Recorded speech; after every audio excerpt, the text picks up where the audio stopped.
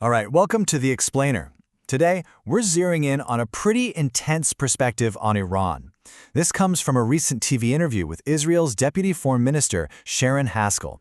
And let me tell you, she paints a picture of a regime that's right on the brink of collapse. So we're going to break down exactly how she builds that case. Let's dive in. And right out of the gate, we get this bombshell claim.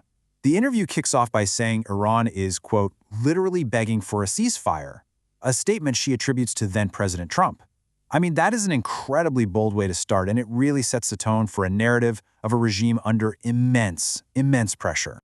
Okay, so you hear a statement like that and you have to ask, right? Where is that confidence coming from? What's the thinking behind such a strong claim? Well, that's exactly what we're going to unpack now. The specific arguments made in the interview about Iran's internal weaknesses, its negotiating position, and all the pressures it's apparently facing. So first up is the core of her argument, this idea that the Iranian regime is actually cracking from the inside out. This isn't just about outside pressure. According to this source, it's about a system that is, well, allegedly falling apart on its own. And the phrase she uses over and over is the cracking point, or the breaking point. The whole idea here is that a recent major operation has supposedly taken out some key leadership figures, and that's left the entire regime incredibly vulnerable. And she doesn't just leave it at that. She points to some pretty specific evidence. For one, the claim is that the backbone of the IRGC, that's the Islamic Revolutionary Guard Corps, a really powerful branch of Iran's military, has basically been dismantled. This, she says, has kicked off a ton of political infighting. And then, on top of all that, there's this really startling quote attributed to Iran's president, supposedly warning that the entire economy is just weeks away from a total collapse. Okay, so if you're painting this picture of an internally weakened regime, how does that change the game when it comes to negotiations? Well, according to this source, it's not just about sitting down to talk. It's about using that perceived weakness as some serious leverage. What's really interesting here is how the interview splits the Iranian leadership into two camps.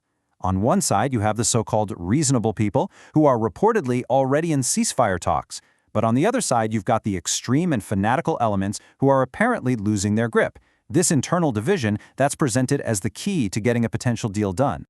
But here's the thing, it's not all just happening at the negotiating table. The source describes a parallel strategy that's happening at the same time. A direct assault on the money, the cash, that fuels the regime and its various proxies around the world.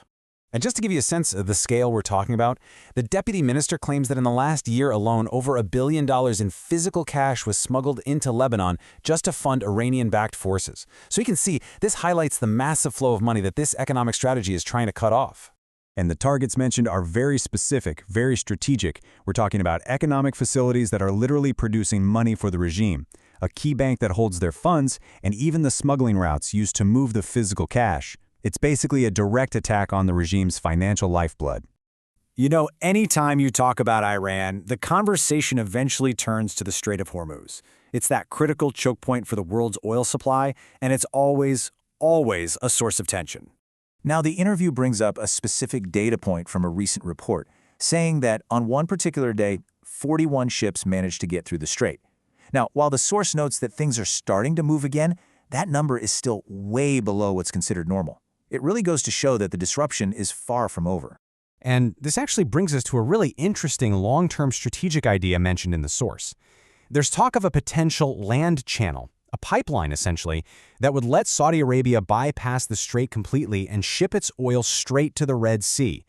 I mean, think about that. A move like that would fundamentally change how important the Strait of Hormuz is on the world stage.